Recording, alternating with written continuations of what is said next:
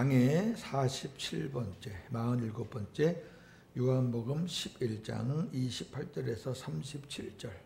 오늘 말씀의 내용은 마리아에게 초점이 맞춰져 있습니다.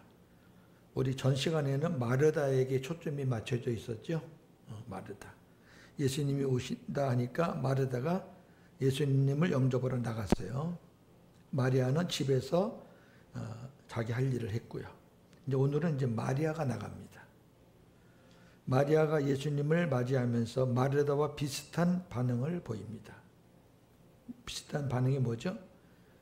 선생님이 계셨더라면 오라버니가 죽지 않았을 텐데. 똑같아요. 그러니까 마르다와 마리아의 신앙이 똑같아요. 믿음이 비슷해요. 예수께서는 마리아와 함께 온 유대인들이 우는 것을 보시고 심령의 비통이 여기시고 눈물을 흘리시는 것이 오늘 말씀의 핵심입니다. 오늘 우리가 주목할 것은 예수께서 흘리신 눈물의 의미가 무엇인지를 깨닫는 겁니다. 대수롭지 않게 생각을 해요. 대부분. 사랑하는 사람이 죽었으니까 슬프니까 우셨지.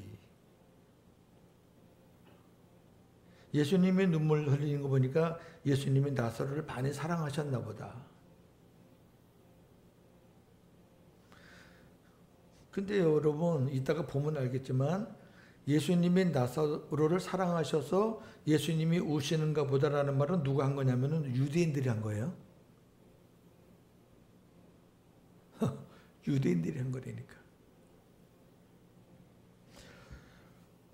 유대인들은 예수께서 사랑하시는 나사로가 죽었기 때문에 우신다고 생각하는데 과연 그럴까요? 자, 28절에서 32절은 마르다와 마리아의 믿음입니다. 자, 본문입니다.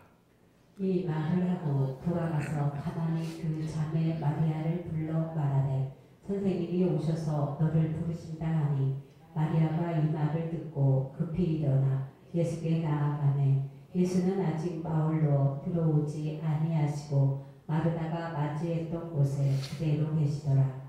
마리아와 함께 집에 있어 위로하던 유대인들은 그가 급히 일어나 나가는 것을 보고 곡하러 무덤에 가는 줄로 생각하고 따라가더니 마리아가 예수 계신 곳에 가서 배웠고 그 발 앞에 엎드려 이르되 주께서 여기 계셨더라면 내 오라버니가 죽지 아니하였겠나이다 하더라. 아멘.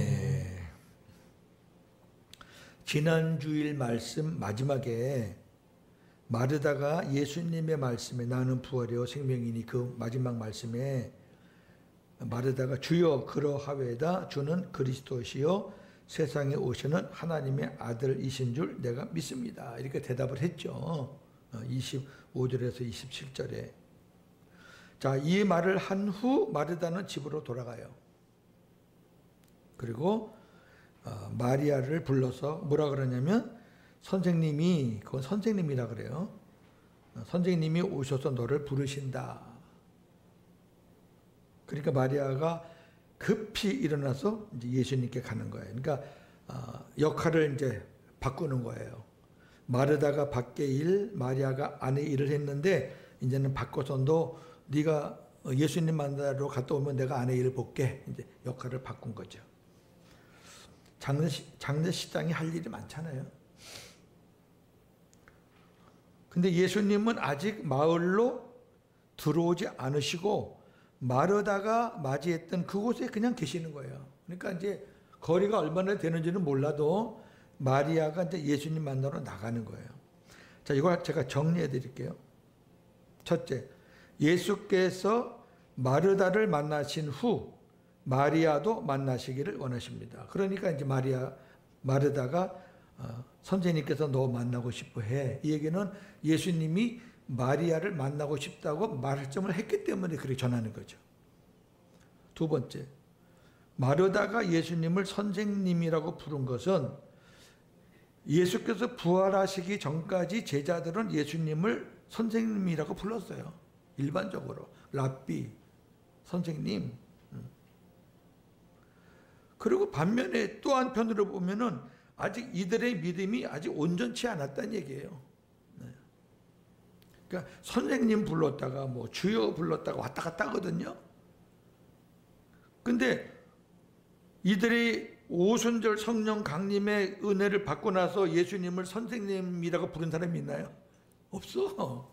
그 말도 안 되지. 그러니까 지금은 온전한 믿음이 아니에요. 거듭 말씀드리지만은 신약에 나오는 모든 사람들이 온전한 믿음이 하나도 없어요.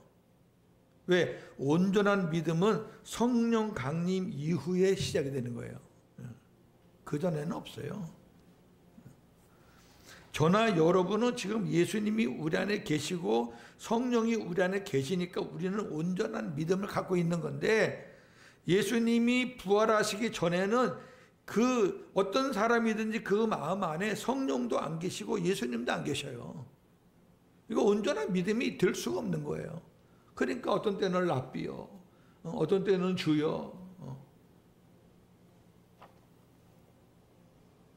세 번째, 마르다는 마리아가 예수님을 개인적으로 조용히 만날 수 있도록 배려합니다. 자매가 사이가 참 좋아요. 또 시기 질투가 많은 그런 관계 같으면요, 아유 선생님 나만 보면 됐지 무슨 마리아까지 또 보려 그래요. 그리고 마리아한테 가서 말도 안 할 수 있어요. 그런데 예수님 말씀대로 마리아를 보내요. 그래서 예수님과 독대할 수 있도록 그렇게 배려를 하고요. 네 번째, 예수님은 아직 마을로 들어오지 않으시고 마르다를 만났던 그 장소에 계셨습니다. 다섯 번째, 마르다의 말을 들은 마리아는 급히 일어나 예수님을 영접하러 나갑니다. 31절에 유대인들은 마리아가 급히 나가는 것을 보고, 그러니까 마리아가 언니 말을 듣고 막 급히 나가는 거예요. 선생님이 나를 찾는다고? 얼마나 좋을까? 막 급히 나가는 것을 보고 유대인들은 이렇게 생각하는 거예요. 마리아가 곡을 하려고 무덤에 가는구나. 무덤에 가서 이제 애곡하려고 그렇게 생각하고 마리아를 따라가는 거예요. 그러니까 예수님 앞에 가는 마리아를 이 유대인들도 같이 따라가는 거예요. 그럼 예수님 앞에는 마리아만 있는 게 아니라 따라온 유대인들도 같이 있는 거예요. 그것을 배경으로 지금 생각하셔야 돼요. 왜 그렇게 생각했냐면은 당시에는 죽은 사람의 무덤에 가서 애곡하는 것이 관습이에요. 32절에 마리아가 예수님이 계신 곳에 가서 예수님을 배웠고 그 발 아래 엎드려요. 마르다는 엎드리는 말이 없어요. 근데 마리아는 엎드려요. 그리고 엎드린 채 예수님을 영접해요. 마리아가 예수님을 얼마나 존경하고 사랑했는지를 보여주는 장면이에요. 근데 엎드린 채 이렇게 말해요. 섭섭한 마음으로 예수님께 말했던 언니 마르다와 동일하게 주께서 여기 계셨더라면 내 오라버니가 죽지 아니하였을 것입니다. 똑같이 말해요. 자세는 엎드리고 존경을 하는데 섭섭함이 있는 거예요. 왜 인제 오셨어요? 선생님이 일찍 오셨으면 안 죽었는데. 그러니까 결국 마르다와 마리아의 믿음은 지금 예수님이 오라버니를 살려주신다는 것은 꿈에도 없고 그런 믿음은 없고 마지막 때에 나사로가 부활할 것만을 믿는 거예요. 그 믿음이에요. 그 바리새인들이 부활을 믿는다는 게 다 이렇게 믿는 거예요. 이렇게 믿는 거예요. 이렇게 믿기 때문에 예수님과는 관계가 없는 거예요. 그러니까 예수는 안 믿어도 마지막 때 자기들이 부활한다는 것을 믿는 거예요. 근데 예수님을 안 믿는 사람들이 자기들이 부활할 거라고 믿는 거는 그건 다 허사예요. 예수님 안 믿으면 부활할 수가 없어요. 그냥 꿈이지. 자, 이제 오늘 본문의 핵심 보겠습니다. 33절에서 37절은 예수님의 눈물입니다. 본문입니다. 예수께서 그가 우는 것과 또 함께 온 유대인들이 우는 것을 보시고 심령에 비통히 여기시고 불쌍히 여기사 이르시되 그를 어디 두었느냐 이르되 주여 와서 보시옵소서 하니 예수께서 눈물을 흘리시더라. 이에 유대인들이 말하되 보라 그를 얼마나 사랑하셨는가 하며 그 중 어떤 이는 말하되 맹인의 눈을 뜨게 한 이 사람이 그 사람은 죽지 않게 할 수 없었더냐 하더라. 아멘. 여러분 정신 바짝 차리고 잘 들으셔야 돼요. 이게 누가 말했냐, 그 주변에 누가 있냐, 여기에 따라서 우리가 해석을 하셔야 되거든요. 자, 예수님은 마리아가 우는 것을 보시고 또 마리아를 따라서 함께 온 유대인들이 같이 울어요. 그리고 심령에 비통히 여기시고 그들을 불쌍히 여겨요. 불쌍히 여긴다. 비통히 여긴다. 자, 마리아가 울고 또 마리아를 따라온 유대인들이 우는데 여기서 우리는 유대인들이 어떠한 장례 관습을 갖고 있는지, 유대인들의 장례는 어떻게 치르는 건지 한번 살펴볼 필요가 있습니다. 유대인들은 전문적으로 애곡하는, 애곡이라는 것은 소리내어 슬피 우는 그런 사람들을 돈을 주고 고용합니다. 우리나라도 비슷해요. 우리나라도 옛날 전통식으로 장례를 치르는 저 농어촌 같은 데는 지금도 하고 있어요. 그렇게. 지금은 이제 하도 뭐 장례식장이 잘 돼가지고 시설도 좋고 이래가지고 그렇게 하는 경우는 별로 없는데 그래도 지금도 전통적으로 하는 곳에는 이렇게 하죠. 그냥 뭐 눈물도 안 나는 거 그냥 우는 흉내만 내는 거죠. 유대인들은 아무리 가난해도 적어도 2명의 피리 연주자들과 전문적으로 애곡하는 여자 1명을 고용하게 되어 있어요. 해도 되고 안 해도 되고가 아니라 유대인의 그거는 관습이에요. 그러니까 가난한 사람이 이러니까 부자들은 피리 부는 사람을 얼마나 많이 두고 애곡하는 사람을 얼마나 많이 두겠어요. 그러니까 정신이 없는 것이냐. 그런 분위기가 그러면 참석한 사람도 같이 우는 거지 뭐. 불쌍하니까 죽은 사람 불쌍하니까. 예수께서는 이러한 장면을 보시고 심령의 비통히 여기시며 그들을 불쌍히 여기셨다. 심령의 비통히 여기신다는 것은 마음의 분노와 번민으로 인해 당혹스러워한다라는 의미입니다. 막 마음의 분노도 있으시고 막 복잡하신 거예요, 마음이. 그리고 당혹스러운 거예요. 예수님은 마리아와 유대인들이 사람을 고용해서 우는 것을 보시고 마음으로 분개하시면서 믿음이 없는 그들을 불쌍히 여기는 거예요. 조금 이제 상황이 바뀌어지죠?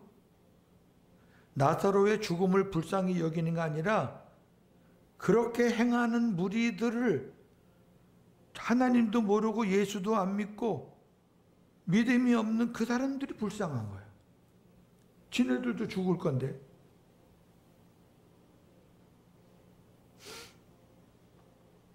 (34절) (35절) 예수님께서 마리아에게 그를 어디에 두었느냐. 그는 나사로죠. 나사로를 어디에 두었느냐. 마리아가 주여 와서 보시옵소서. 이제 무덤으로 이제 안내하는 거죠. 자, 그때 예수께서 눈물을 흘리신다. 눈물을 흘리신다라는 그 헬라어 동사가 2개가 있어요. 다크리오라는 것과 클라이오라는 게 있어요. 근데 이런 것 때문에 이제 목사들이 필요한 거예요. 다크리오와 클라이오. 클라이오는 슬퍼서 우는 거예요. 죽은 사람이 안타깝고 그리고 애처로워서 슬퍼서 우는 거예요. 우리 부모님이 돌아가시거나 자식이 먼저 가거나 그러면 슬프잖아요. 그렇게 우는 게 클라이오예요. 근데 다크리오는 그게 아니에요. 다크리오는 슬픈 감정에 공감해서 흘리는 것이 아닌 크게 분노하고 깊이 탄식하면서 흘리는 것을 다크리오라고 그래요. 신약 성경에는 요 부분에 한 곳에만 나옵니다. 이 단어가. 그럼 이렇게 제가 다시 설명을 해드려요. 첫 번째, 예수님의 눈물은 나사로의 죽음으로 인한 마리아와 유대인들의 슬픈 감정에 공감한 눈물이 아니고, 만약에 그렇다면 이 단어가 클라이오가 돼야 돼요. 만일 예수께서 나사로의 죽음으로 인한 슬픈 감정 때문에 우셨다면 다크리오가 들어가면 안 돼요. 뭐가 분노를 해요? 사랑하는 사람이 죽었는데. 클라이오죠. 같이 애통해하는 거야. 예수님의 눈물은 두 번째, 예수 자신을 이해하지 못하고 믿지 못하는 유대인들, 더욱이 자신들에게 닥쳐올 죽음에 대해서 알지 못하는 사람들을 향한 분노와 탄식으로 인한 눈물이에요. 또한 이 눈물은 장차 무지한 이런 사람들을 위해서 자기가 죽어야 되는 그런 죽음을 내다보면서 흘리신 눈물이에요. 달라요. 이거는 엄청 다른 눈물이에요. 보세요. 예수님이 클라이오의 눈물을 흘렸다 그러면 예수님이 뭐하러 늦게 와요? 빨리 와야지. 사랑하는 친구가 죽었으면 예수님이 만세를 제쳐놓고 달려와야지. 그러나 예수님이 늦게 오신 것은, 사흘 나흘 뒤에 오신 것은 어떤 뜻이 있는 거란 말이에요. 그래서 예수님이 나는 부활이요 생명이니 나를 믿는 자는 죽어도 살겠고 살아서 나를 믿는 자는 영원히 죽지 않는다, 이런 말을 했는데도 유대인들은 고사하고 마르다와 마리아도 그것을 믿는 믿음이 없어요. 예, 맞습니다 선생님.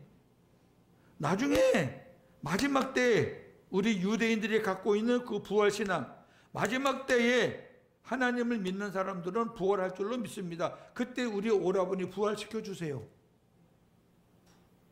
이 정도 믿음밖에 없는 거예요. 그리고 슬퍼서 우는 거예요. 이 사람들을 우는 거는 어떤 울음일까? 클라이오의 울음이죠. 그럼 예수님도 그들의 울음과 똑같은 울음을 우셨다? 그건 아니라 그 말이에요. 이 무지한 인생들아, 이 어리석은 인생들아, 너희들도 다 이렇게 가는데 나중에 부활하려면 나를 믿어야 되는데, 내가 나를 믿으라고 얼마나 많은 기적을 너희들에게 보여줬는데 아직도 나를 못 믿고, 내가 이렇게 늦게 온 것도 하나님의 뜻이 있어서 이 나사로를 살리려고 왔는데 그거는 전혀 의식하지 않고 인간의 감정에 치우쳐서 우는 것을 예수님이 보시고 따라서 니네가 슬프냐? 나도 슬프다. 그건 말이 안 된다는 거지. 그래서 다크리오라는 단어를 쓴 거예요. 헬라어. 요거를 이해하지 못하면 본문이 엉뚱한 데로 흘러가는 겁니다. 36절.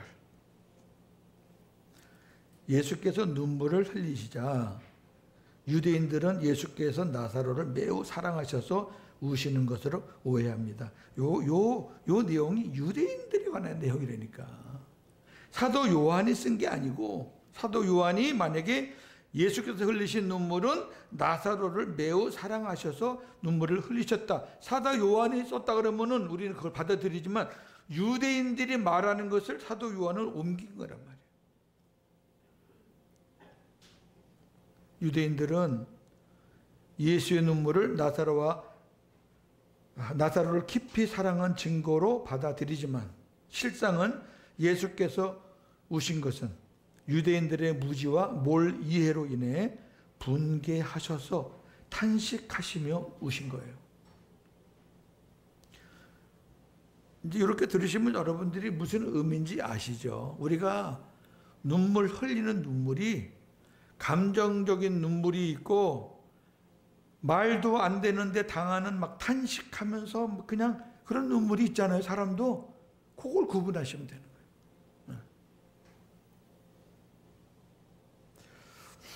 37절 유대인 중 어떤 사람은 이렇게 말해요. 맹인의 눈을 뜨게 한 이 사람이 예수가 그 사람 나사로는 죽지 않게 할 수 없었다냐.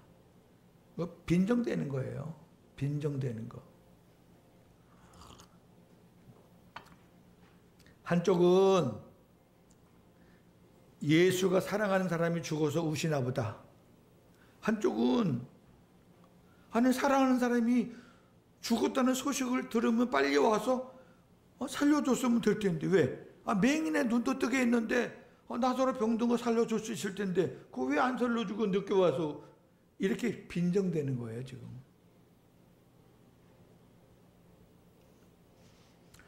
모인 유대인 중에는 날 때부터 맹인된 사람의 눈을 뜨게 한 예수의 기적을 보거나 소문으로 들은 사람도 있었습니다. 그는 눈먼 사람의 눈을 뜨게 한 예수가 나사로를 죽지 않게 할 수 없었느냐라고 말합니다. 이 사람은 예수님에 대해 온전히 알지 못하고 단순히 기적을 베푸는 사람으로 이해하면서 빈정되는 거예요. 그렇게 하면 되지. 그러면 우리도 울 필요 없고. 이제 다음 시간에 이제 예수님이 나사로를 살리십니다. 그 살리시는 과정에서 예수님이 무슨 말씀을 하셨는지 우리가 보면 이제 이 사건이 이제 종지부를 찍습니다. 자, 말씀 마치면서 정리합니다. 자, 지금 정리하는 이 말씀이 아주 귀하니까 잘 정리하시면서 적용을 하셔야 돼요. 인간은 죽음 앞에서 눈물을 보이고 원망도 하지만 그 슬픔 속에서 위로받기를 원합니다. 누구나 다 그래요. 하지만 너무 큰 슬픔 속에 잠기게 되면 어떤 위로로도 부족합니다. 나사로의 죽음을 두고 많은 사람들이 위로와 함께 동정을 보이지만 정작 죽은 나사로를 살리시고 그 현장에 오신 예수님을 알아보는 사람 아무도 없었습니다. 주인공이 예수인데 주인공이 예수예요. 제가 첫 시간에 말했잖아요. 나머지는 다 엑스트라예요. 주인공이 예수인데 사람들은 주인공을 지금 나사로로 보고 있는 거죠. 예수께서는 나사로 주변에 모이던 사람들이 자신을 이해하지 못하고 믿지 못하는 것에 대해 마음으로 분노하시고 탄식하시며 눈물을 흘리십니다. 이것이 오늘 예수님이 흘리신 눈물입니다. 오늘날 많은 사람들이 예수님을 믿는다고 합니다. 어떤 이들은 예수를 위로자로 나 너무 슬퍼. 예수님 나 위로해 주세요. 슬플 때만 찾아. 위로자로 보시는 사람들은 예수님은 슬플 때만 찾아. 왜? 기쁠 때는 위로자가 필요 없거든. 어떤 이들은 예수를 문제 해결자로 문제만 터지면 찾아. 문제가 안 터지고 잘 나가면 안 찾아. 왜? 필요가 없거든. 어떤 이들은 예수를 기적을 베푸는 자로 막 절망 가운데 있을 때 하나님 기적을 베풀어 주세요. 절망 가운데 없으면 안 찾아. 어떤 이들은 예수를 의사로 믿어요. 아플 때 찾아요. 건강할 때는 안 찾아. 요 내용이 크로스의 일과에 나와요. 여기 크로스의 일과에 나오는 내용이에요.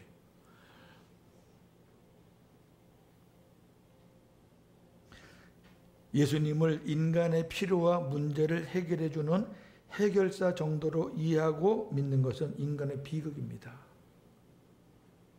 이거는 믿고 구원이 없는 거예요. 아무 소용이 없어요. 근데 오늘날 예수 믿는다는 사람 중에서 이런 사람들이 저는 대부분이라고 봐요. 절반도 아깝고 대부분이에요. 복음을 깨닫고 생명되지 않으면은 이렇게 살 수밖에 없어요. 솔직히. 저나 여러분도 지금 이제 복음의 메시지를 많이 들어서 그렇지 그걸 싹 제하여 버리면은 이 중에 하나 아니에요? 이 중에 하나? 솔직히 이 중에 하나야. 잘 나가고 그러는데 뭐하러 교회 나와? 뭐하러 예수를 믿어? 예수님께서 이렇게 믿는 자들을 보시고 다크리오의 눈물을 흘리시진 않을까? 그렇죠? 세상 사람들을 보고 흘리는 눈물이 아니에요. 너희들이 나를 믿는다고? 너희들은 나를 믿겠다고 예배당도 크게 짓고 나를 믿겠다고 헌금도 하고 그러는데 너희들이 도대체 나를 뭘로 믿는데? 위로자로? 문제 해결사로? 너희들 부자 만들어주는 기적을 베푸는 자로? 의사로? 그렇게 믿는 거야? 그럼 예수님이 아이고 잘하네 아이고 잘하네 그럴까? 아니죠.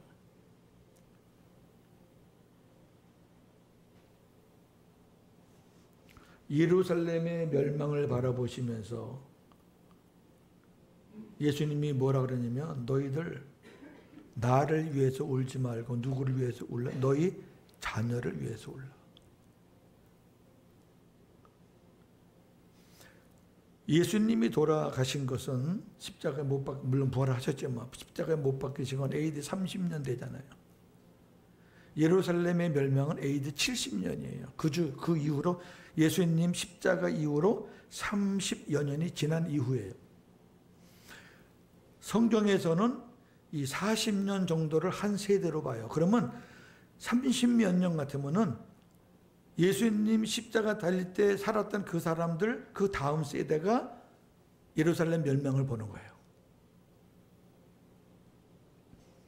그 말은 무슨 말이냐면은 지금보다 앞으로 올 날이 더 험악하다는 거예요. 예루살렘을 누가 멸망시켰어요? 로마가 멸망시켰어요. 로마가 예루살렘을 멸망시켰다는 얘기는 이제 이스라엘은 로마의 혹독한 고통 속에서 살 수밖에 없다. 그걸 예견하는 거예요. 그거 생각해서 울라는 거예요. 그거. 여러분 지금 우리가 왜 울어야 돼요? 그거 생각해서 울어야 돼요. 그거.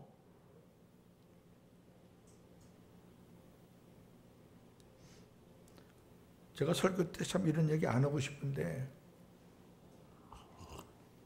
제가 한마디 해야 되겠어요.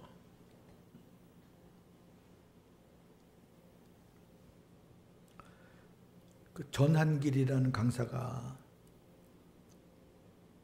그 노사모 출신이거든요. 노사모라는 것도 노무현 대통령을 이제 좋아하는. 근데 그분 말로는 내가 왜 그분을 좋아했느냐? 자살해서 좋아하는 건 아닐 거 아니에요. 그래도 나름대로 개혁하고 바른 소리하고 공정하게 해보려고 노력한 사람이기 때문에 자기는 거기에 마음을 뒀고 지금도 윤 대통령이 그렇게 하셨기 때문에 물론 극단적인 계엄을 선포했지만 그 의중은 이제 밝혀지는 게 그런 거기 때문에 자기가 윤 대통령을 지켜드려야 되겠다는 생각으로 그 좋은 자리를 박차고 지금 나왔다 그러잖아요.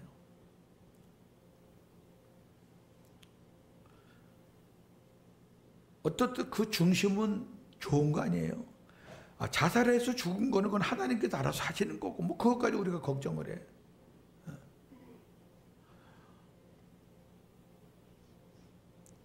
노 대통령이 자살한 것도 여러분 다 아시잖아요. 부정한 돈을 받았는데 그게 들켰잖아요. 그 대통령이라는 사람이 그것 때문에 재판받고 왔다 갔다 하는 게 자기는 그게 수치인 거예요. 그거 안 하고 싶어서 죽은 거잖아요. 간단하게 얘기하면. 한편으로 보면 그분이 양심적인 사람이에요.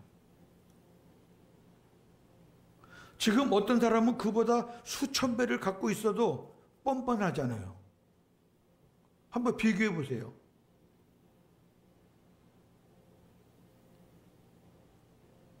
근데 광화문에 모이는 어떤 목사가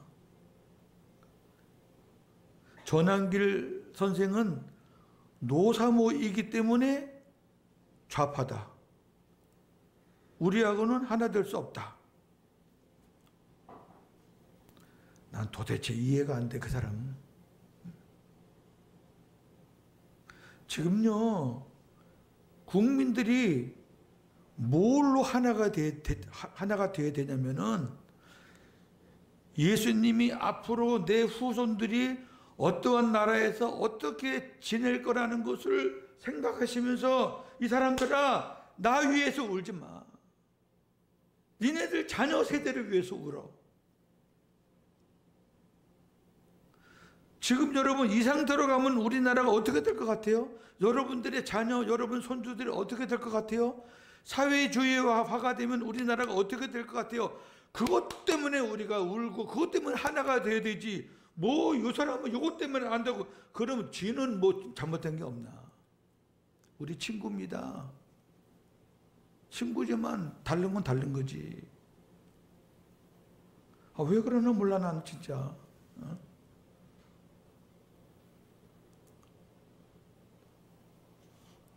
우리가 지금 어떤 눈물을 흘려야 돼요?